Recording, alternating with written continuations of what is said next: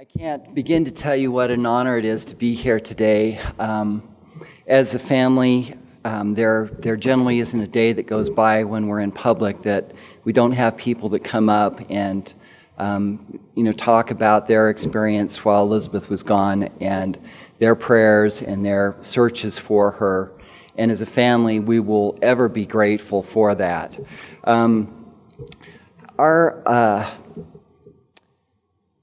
Our ability to move forward is something that I think many people struggle with in life. Bad things happen and we question, well, why did that happen to me? Or life is unfair. And certainly many people, not just those that are abducted, those that find themselves in a position that they never thought they would. As I've been working in the area of trafficking, of abduction, of abuse, I've learned a couple of things. One of them is that when a person usually finds themselves in a bad situation, many times there have been many things that have led them to that point. Certainly pornography is one of those issues. And when I think of what effect it had on our family, I can think back to Brian David Mitchell and some of the things that happened while the court case was going on. We learned that Brian, at a very young age, was exposed to pornography. We learned that subsequent to that he molested a girl. That subsequent to that, he exposed his own children to pornography. That at one point he was taken to a point that he felt it was justified in his mind to abduct a girl, and in the end that his primary goal was to have sex with a young girl. And talking about pornography, the proliferation of pornography is something that is very difficult. It's a hard topic. In fact, as Pamela started talking, she said, today's conference is really about hope. And I want to start off by sharing with you a piece that Elizabeth recently recorded with a group called Faith Counts. And Faith Counts is not a LDS, it is not a Catholic, but it is a collaboration of efforts to talk about faith. And I just want to quickly share this with you. I have a knife at your neck. Don't make a sound. Get up and come with me. If you cry out, I will kill you and your family.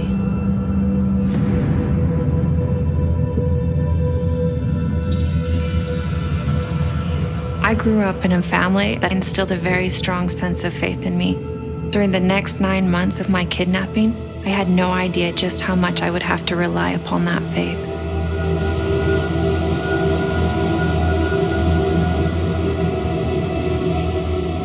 I will never forget the first time I was raped.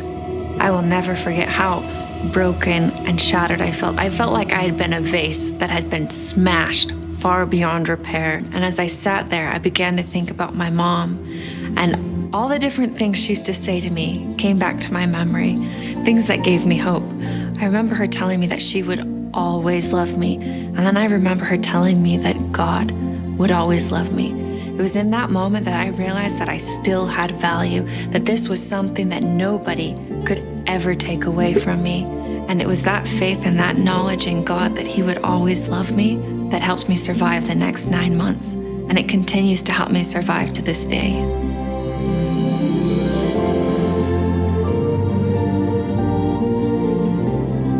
In my own life and in the countless other lives of survivors that I've spoken with, it has been the power of faith that has allowed us not only to persevere, but to find true peace and happiness.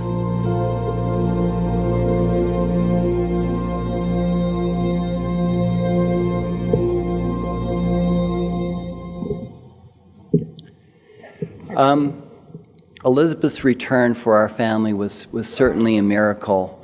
Her ability to move beyond that was equal the miracle. And I think that that is really an important thing to understand, that bad things do happen in our lives, but the most important thing of all is that is something that happened in one point in time. My wife Lois gave this piece of information to Elizabeth, and she'll probably repeat it when she comes. But she said, you know, when you look at life, life is a long expanse, and what has happened to you happened for one very short period of time. Should you allow that one thing to happen to cripple or to devastate your life? As I've had an opportunity of visiting with many survivors, I've had an opportunity of understanding that everyone's pathway back to what used to be their life is different, that there isn't one thing that fits all, and that's certainly true in the area of pornography. The road to recovery and the ability to move forward is something that has to be learned, that is traveled, that is experienced, and there are bumps in the road, and that recovery is not an easy thing. When Elizabeth was abducted, our family experienced one of these traumas, and certainly Elizabeth experienced that trauma. And we didn't know where Elizabeth was, what she was actually experiencing. And certainly those that find themselves entrapped in the addiction of pornography, I believe that if they had been faced with that right offhand, would they have chosen to have gone down that path? Fully understanding what those consequences are is something that I think is very important. As we were preparing to come down here this morning, a pair of my glasses were sitting in the console of the car, and Lois says, well, don't you think maybe you should take these with you? And I said, yes. You know, it's always better to be prepared than scared. And that has been a motto that I have felt is so important. I've advocated for children. I've worked on trying to help bring an ability for them to understand what is happening before them. Many of you have heard of me talk about a program called RAD Kids, Resist Aggression Defensively.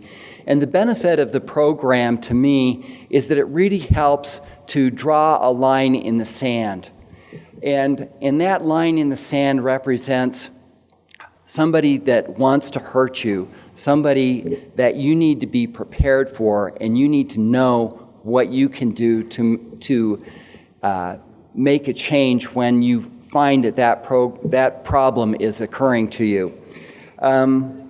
After Elizabeth's return, we found ourselves wanting to go back to the old normal.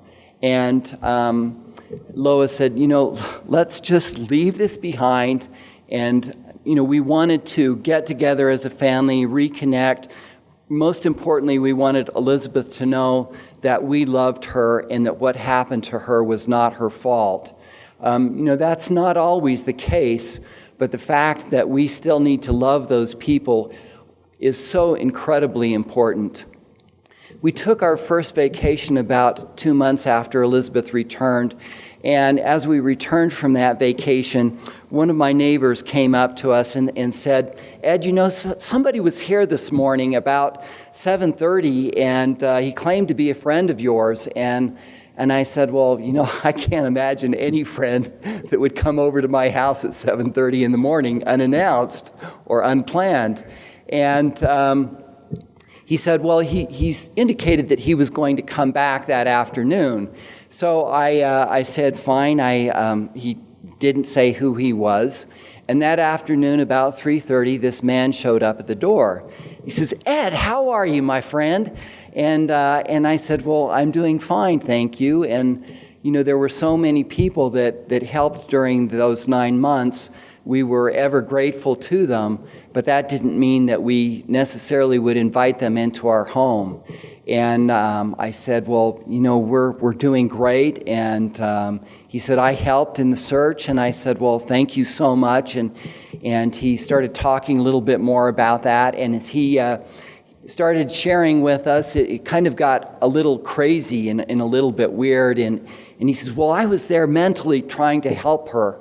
And I said, well, I appreciate that, but I'm going to need to ask you to leave. And he says, well, but Elizabeth and Lois know who I am. And they were just right to the side of me. And they kind of shook their heads and said no. And I said, I really do need to ask you to leave. And as he left, I called my friend Corden Parks at the Salt Lake Police Department, and I said, Corden, we had this fellow that seemed a little different that came up to our house, and I am a little bit concerned. And would you mind checking on him for me? And so the next day, I had a call from him, and Corden indicated to me that they had picked this fellow up and that he had just gotten out of prison the day before, and he was a convicted sex offender. And why he chose to come to our house, I don't know. But that, along with a couple of other experiences, led Lois and I to find that life would not go back to that normal place. And when things happen in our lives, we can't go back.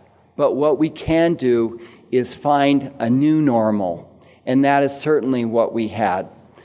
Subsequent to that, about 3 months later, during that summer, we had a number of people ask us if we would participate in this or endorse that.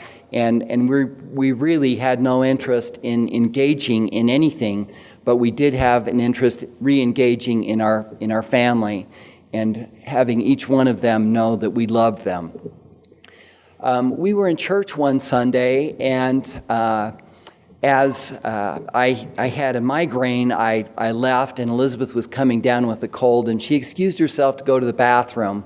And as she went to the bathroom, she did not come back. And after 20 minutes, Lois was very concerned about where she was and what was happening. We, as parents, were very conditioned to the response of not having our children where they should be, and that put us on a mode in which we, as parents, wanted to know every second where they were. So Lois asked my daughter, Mary Catherine, to go out and find her. And as she made her way through the building, she came to the last room, which happened to be the women's bathroom. And she pushed on the door, and the door wouldn't open. She pushed a little harder, and finally she rammed into it and knocked the door open. Somebody had been standing behind that door and had sat there saying to Elizabeth, well, Elizabeth, you really ran away, didn't you? And you really loved Brian Mitchell, didn't you? And a number of things that when I heard about it, I was very upset. And I just thought, of all places to think that something like this would happen at church seemed to be just totally outrageous to me. And as I brought the two girls into my study, I was very upset. And I said to Elizabeth, Elizabeth, what you went through was something that I don't know that I could have survived. But I do need you to know one thing, and that is that nobody has the right to hurt you. And if I could share one piece of information with parents out there, to go home and tell their children that nobody has the right to hurt them. And being the president of a group called the Surviving Parents Coalition, as a parent, we had some parents that still had children missing, a couple of us that were fortunate to have our children come home, and others that had a number of children that were deceased. And as I had an opportunity of meeting those parents, I learned a number of things. We were on our first assignment in Washington where we were trying to work on this Adam Walsh Act, which was all about the sex offender registry and creating accountability for sex offenders. And while I was there, I met a new friend, and his name was Flint Waters. And Flint works in Wyoming, and he was with the police department there. And I learned something that I had never known before, and that was about a group called the Internet Crimes Against Children. And I would just appreciate by a raise of hand How many of you have heard of the Internet Crimes Against Children Task Force? Okay, so there are a fair number of you out there that have learned about them. They are a remarkable group of people, and here in Utah we have a wonderful task force under the Attorney General here, and they do nothing but work on the issue of pornography. And pornography is much like any number of issues that happen out there. There might be curiosity, there might be an interest of what friends are doing. There are any number of reasons why people initially see a piece of pornography, but as in so many other areas of trauma, they don't understand what the final consequences may be of those first few exposures. And as parents, we certainly want to take the steps to help make a change. I want to quickly share with you a map. And this map gives you an idea of what happens with the internet crimes.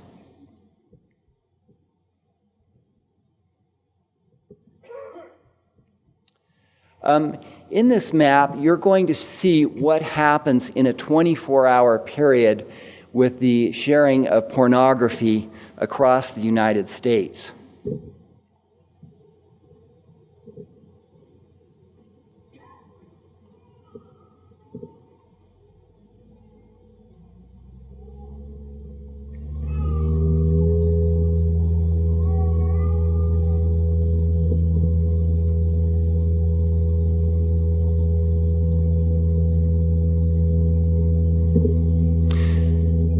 What this is representing is people that go online and share and trade child pornography. And, for those, I've had a number of people say to me, well, what is the problem with, seeing a little pornography? And, they would say, a naked child, a naked person, what is the big thing about that? And the big thing about that isn't so much that one picture that they see, but it is what it does and how it leads one down this path. And you can see as we progress how the trading of pornography in a 24-hour period exists. And you can see there we are in Utah, right up there, and it is certainly happening. The way I was first, this map was first shared with me, Flint said to me, he said, I just want to help you understand what happens. And he went on to a peer-to-peer software sharing, and he typed in the letters and numbers 3YO. And I said to him, so what does 3YO mean? And he said to me, Ed, what that stands for is 3-year-old. And on that list under 3YO was this horrendous graphic list of ways in which a child could be abused. And every one of them, of course, was a piece of pornography. You can still see that this, the darker the little red dots get, the multiple times of which that pornography is being viewed, and really what it represents is in the end a crime being committed, and that crime generally being a child rape and in some other type of nightmare. I just want to quickly share with you a couple of experiences that families have that they have had within the Surviving Parents Coalition. Those experiences started with a complete innocence that anything was going on. And I think that is something that happens on a very regular place for those that are that find themselves addicted to pornography. And in one of the cases, there was a young girl by the name of Alicia, and Alicia came from a good home. She was certainly loved and cared for, but she was on the internet, and she was chatting with who she thought was a boyfriend online. And that, of course, was not the case. That was a 50-year-old man who was pretending to be her best friend. So when you find your child becoming showered with attention and potentially gifts, and you might even meet the person, that should be a red flag. That should be a red flag saying, regardless of who this person is out there, beware, watch. Make sure that you have an open line of communication with your child or with your loved one, because that should be a red flag. In this case, this young girl had developed this friendship online in one of the chat rooms. And he said, I want to come up and meet you. Well, he lived in Virginia and she lived in Pittsburgh, and he made his way up to Pittsburgh. And one night, as their family was sitting down to dinner, the doorbell rang and she excused herself. And as she opened the door, this man grabbed her and took her. And her family had no idea what was happening, but he took her down to Virginia, where he literally put a collar around her and chained her in the basement and raped her. But he not only raped her, but he videotaped that. And the saving grace, the thing that did save her, was the fact that since it was being traded online, law enforcement were trying to track where these new pieces of pornography were coming from. They were going to the IP addresses and working backwards to find them. And the day before she was rescued, her captor said to her, he said, I think I like you too much. And that put this stroke of fear in her. And she was very much afraid of what the consequence of that might be. And in her mind, she said, I felt like that was going to be the end of me. And fortunately, the FBI did track this IP address to this home where this pornography was being traded, and she was rescued. Upon return, she found herself in a very interesting situation.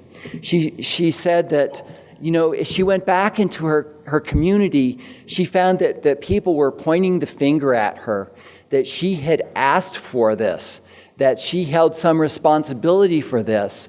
And, she never asked for someone to come and abduct her. She never asked for somebody to come and rape her.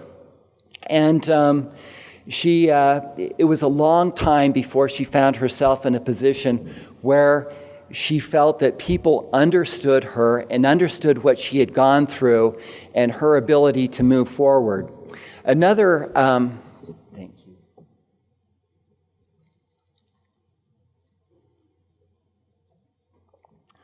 Another one of the families had experienced a situation where the mother and the father were both working. And the mother would go out and basically create events and work those events. So she found herself out of town quite often. And one day as she was coming home, she saw this deluge of FBI and police cars outside her home. And she wondered what in the world was happening. Fortunately, most of her children had gone to school, and they were not home. But as she approached the house, one of the FBI officers came up to her and said to her, I have something to tell you, and we are arresting your husband, and your husband has been abusing your daughter and has been putting this online. And as I think back to the time that Elizabeth was abducted and Lois and I were brought into the police station, of course, our family was looked at very closely. And, the watch is always on the family, because in too many cases, not only is it the family that had some involvement, but they are, the perpetrators. And so this was something that was very unusual. Of course, this mother had no idea of what was going on, and that it had been going on for 4 years. As a parent, of course, she was absolutely devastated. She didn't know what to say to her children. She didn't know how she would manage to take care of their family without her husband being there. But she did know one thing, and that was that, she couldn't go on with life the way it was. And she brought her children home and eventually joined the Surviving Parents Coalition because she did not want to see other parents have to go through what she had experienced. As a parent, we many times try to do our best. And are we equipped to deal with these situations? No. Last night, as I was having dinner with many of the coalition members, there was a comment made, and that was a comment about many clergies, and that was, are the clergies prepared to be able to deal with these types of things? If they had professional training, how can they help? And many times they aren't prepared, and they don't know what to do. And I think of the importance of this conference as a means of intervention, a means of learning what we can do as parents to make a difference, not only in our children's lives, but in our neighborhoods, in our communities. And I think that point starts with an awareness level. And as difficult as it is to talk about sex, to talk about bad things that happen, we still have a responsibility as parents to help prepare our children. And when I say that, be prepared, not scared. When Elizabeth was gone, I heard about many parents who had children that could not get their children back into their room. And certainly the night that Elizabeth came home, we thought that all of the kids would stay in our bedroom. And Elizabeth got up and she said, "No, I want to sleep in my bed and I will be there in the morning." And when I heard that comment,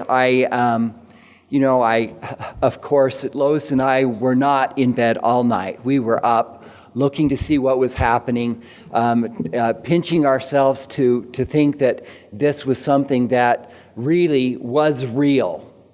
The fact is, though, that many people find themselves in similar situations, and they don't find themselves with this miraculous miracle that happens. But I do know that miracles happen. And miracles happen in many different ways. And when I think of this conference, I think this is a means of helping to have miracles happen.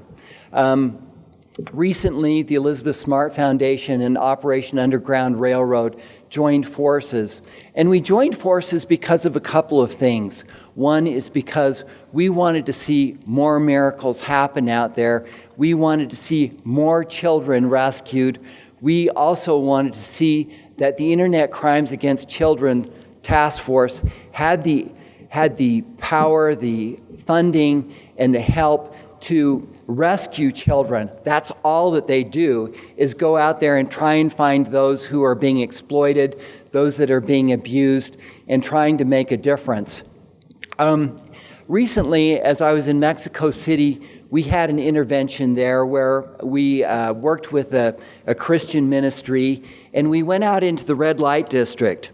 And I went up here to the Wells Fargo Bank, and I pulled about $4,000 out of an account, and I said, "I need these exchanged into pesos." And the woman says, "What in the world do you want with $4,000 in pesos?" And I said, "Well, I'm going on an interesting mission.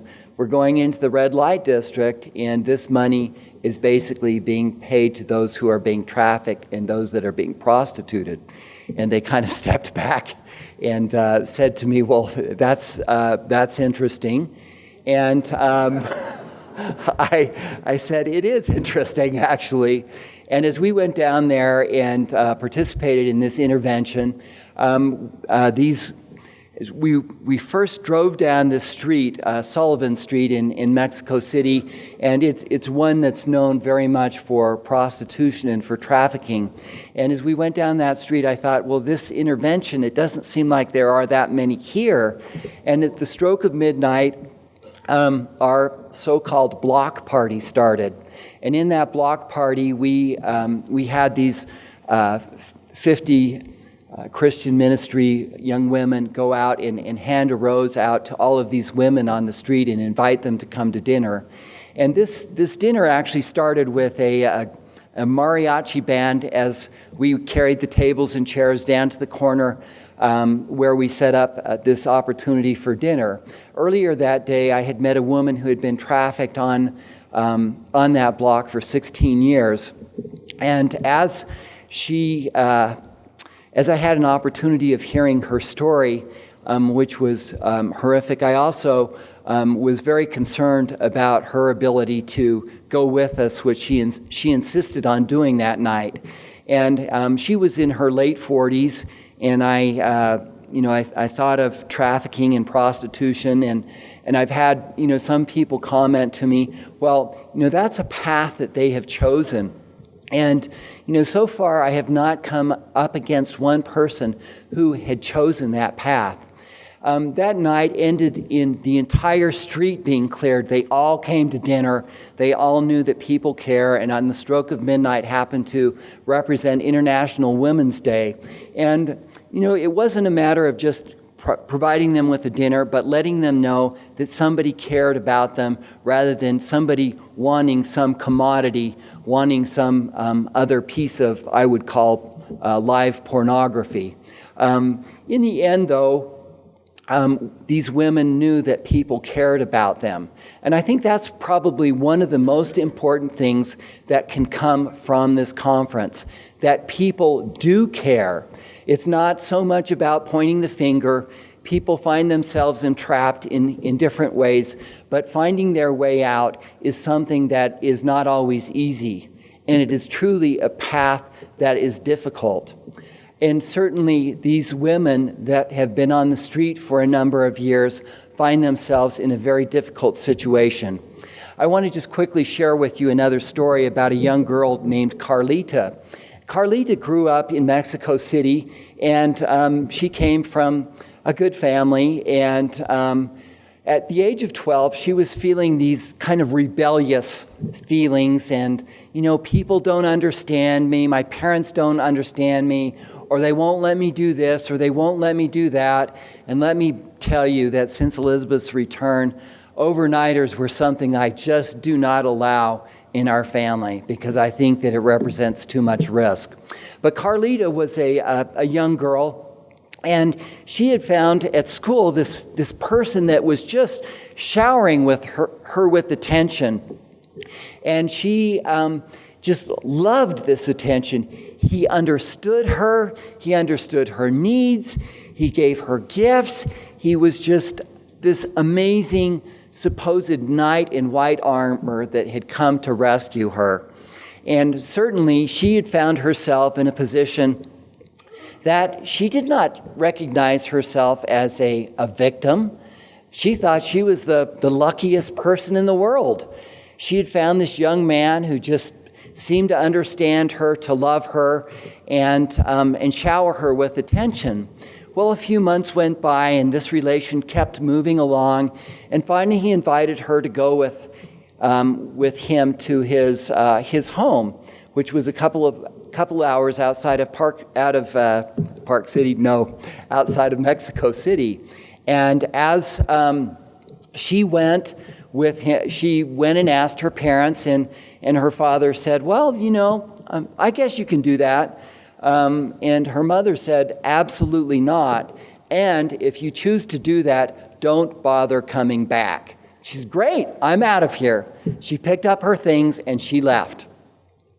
As she left, she went and saw had this wonderful apartment their boyfriend had.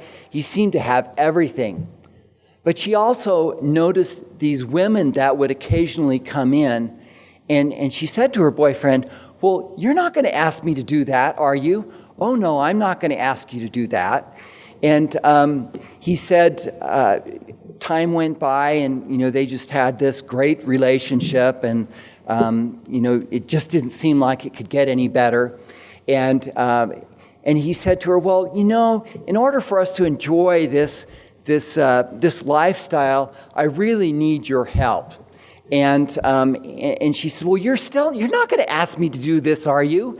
And he said, "No, I'm not going to ask you to do that, but maybe you could go out and help clean someone's house and help bring some money in that way." And Carlita found herself in this position of trying to help support supposedly them. And things got worse. She found herself pregnant. She had a period of time in which she developed a relationship with this baby, and subsequent, the baby was taken away from her, and her supposed boyfriend gave the baby to his mother, and he subsequently kicked her out on the street and said, "You will go and do this." And she found herself being trafficked on the street. And the comment was made by her that it was not just once or twice a day, but that it was up to 60 times a day. And when I heard this, I just felt sick. She found herself lacking in hope. She couldn't see how she could get out of this, and she wanted to be able to move forward with her life. Fortunately, there was a John that came along that did not want to have sex, that talked to her and helped her find a way out. He said, "I'll pay for 4 days, and then you can get out, and we'll take you to a safe house." And the so-called boyfriend said, well, under the guise that she was going back to meet her family, said, that would be okay, because he was being paid for that time. So she left and she got away, and she went into this shelter where she didn't get out of there for a number of years. She's currently 22, married, had another girl, and this past November she attended a conference that the Vatican put on trafficking, and shared her story there, and shared the lack of hope that she found herself in during that traffic period, and found how, and shared how she got out of this nightmare. In the end, she closed the conference with prayer, and the point in sharing this story with you is that there are horrible things that happen, but there is hope. I've about used the time up. Elizabeth has joined me, and at this point I'm going to turn the time over to her to share with you some experience. But I second Pamela's comment to please everyone share the message with others. It's not an easy message, it's not a comfortable message, but it is a very important message that needs to be shared.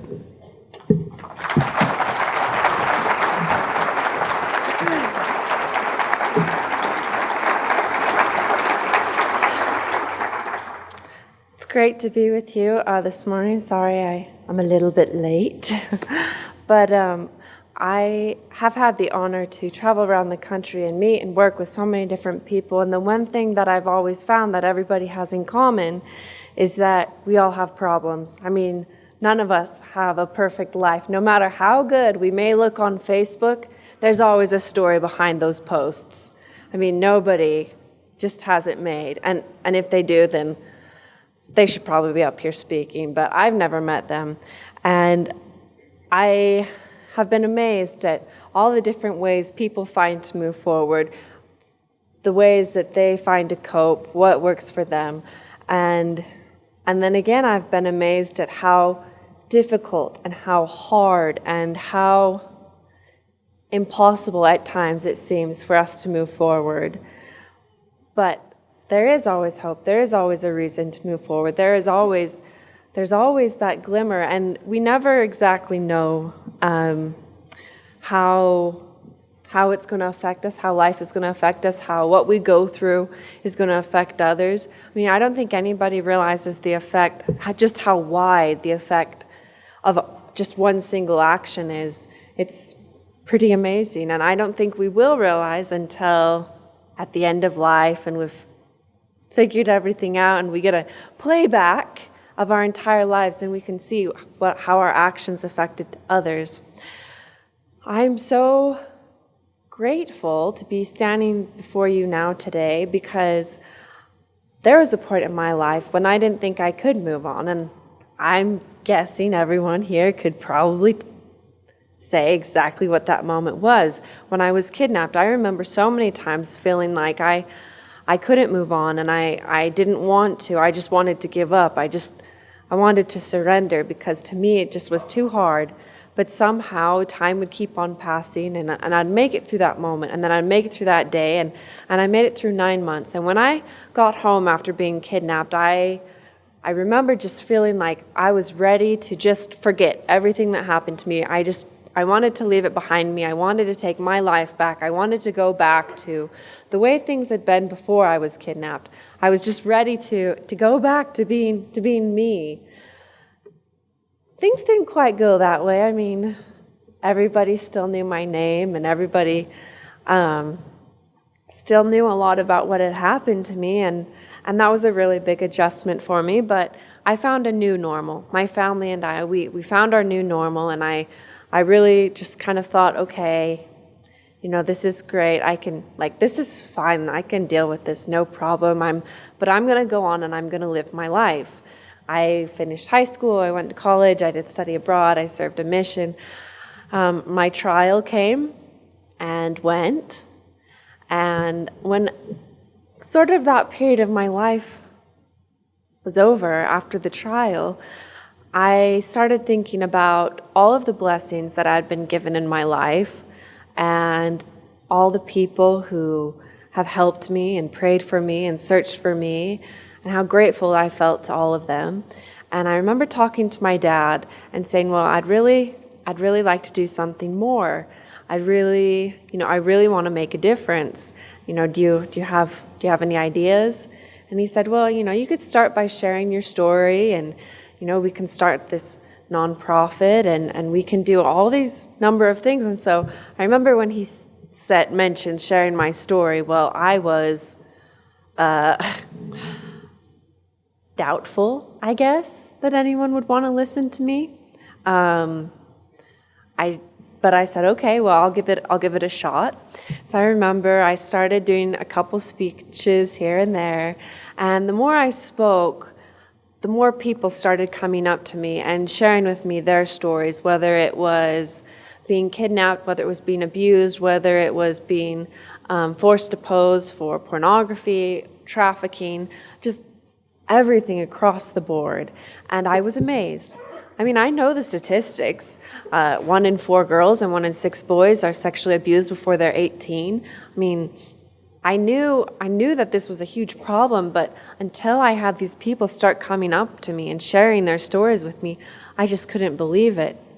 Anyways, about a year ago, I'm positive my dad has mentioned Operation Underground Railroad, so I won't go into detail about what it does, because I'm sure he filled you in on that.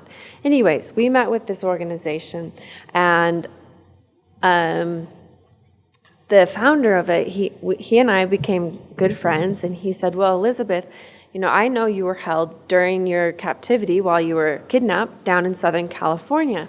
How would you feel about coming down there with me and bringing the software down that the Internet Crimes Against Children task forces use to reintroduce to their task forces down there to help them get a hands-on experience? I mean, how would you feel about that? And I remember saying, well, I would definitely be interested in it. And he said, well, great, let's plan it. We can go down there, we can talk about the software, we can talk about Rad Kids, this child empowerment program. We can go into the schools, we can meet with the city leaders. And so I said, okay, that sounds great, let's do it. And I remember going down there, and I remember talking to the city leaders. I remember talking to some schools. I remember going in and talking to the ICAC task forces. And I remember when I was talking to them, I shared this experience of while I had been kidnapped. The second day that I was kidnapped, well, okay, I guess I have to rewind a little bit. The first day that I was kidnapped, my two captors said, well, cry today because tomorrow you can't cry anymore. You can't talk about your family anymore. You can't think about them. Today is actually a really happy day. You really should be grateful you're here with us. But tomorrow, we are going to pretend like we are Adam and Eve back in the Garden of Eden. And we're going to go naked the whole day. And, I'm going to show you how sex is performed, basically. And I remember being just, I don't even think there are really words to describe it, appalled, abhorred, just, I would have done anything in the world. I mean, I would have, scrubbed floors for the rest of my life with a toothbrush. I mean, I would have done anything other than be in that situation and then know what was going to have to happen the next day. Well, the next day came, and everything he said that he was going to do, he did. I was forced to go naked the whole day. He raped me. He had all these terrible things planned out. And I remember telling these ICACs about that day and just saying how for the longest time, I couldn't imagine anything worse than that in the entire world. To me, that was, it was just the pinnacle of terrible.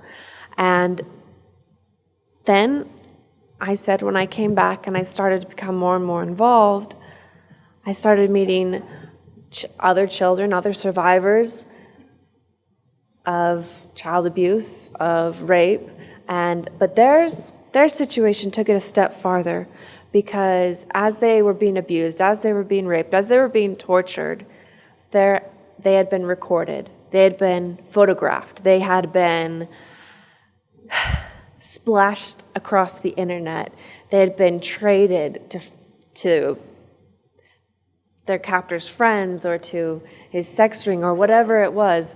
And when I started thinking about that, I realized that that is the one thing that would have made my situation worse, is having it recorded, having it traded, having it sent around to different people. And then, if I ever survived, if I ever made it away and I went out into public, how would I know if people were being nice to me just because they're nice people, or if because, they saw something on the internet? And were people smiling at me because they're friendly, or because, they saw me being raped? And I just remember telling them how that would have made my situation so much worse. And so that was why, what they were doing was so, so important. This software was so important, working to rescue these children who are being traded, who are being taken photos of, videos of, and just, no regard for their lives or their childhood whatsoever. Anyways, I talked and it was good. Anyways, I came back to Utah, and then I got a phone call about a week later saying, Elizabeth, how would you like to come with us on a raid? We have caught this, we know exactly where this man lives. He has been downloading a manual on how to rape children, and we would like you there with us when we go and pick him up. And so I said, yes, I would love to be there, absolutely. So I flew back down to Southern California, and I remember the morning, I sat in the police briefing with the whole team, and then I remember driving up to this guy's house, and as we drove up the street, every house along the street had carriages or strollers, or when I say carriage, I mean stroller, balls or little slides, just toys. Every house had toys in front of it. And I remember we finally pulled up in front of this one house. We went up to the door and knocked on the door. As soon as this man saw us, he immediately said, "My friends use my computer all the time. I don't know what's on there." We hadn't even said anything yet. He didn't even know why we were there. But anyways, the police went in and interrogated him. I would have loved to have interrogated him, but that was not allowed.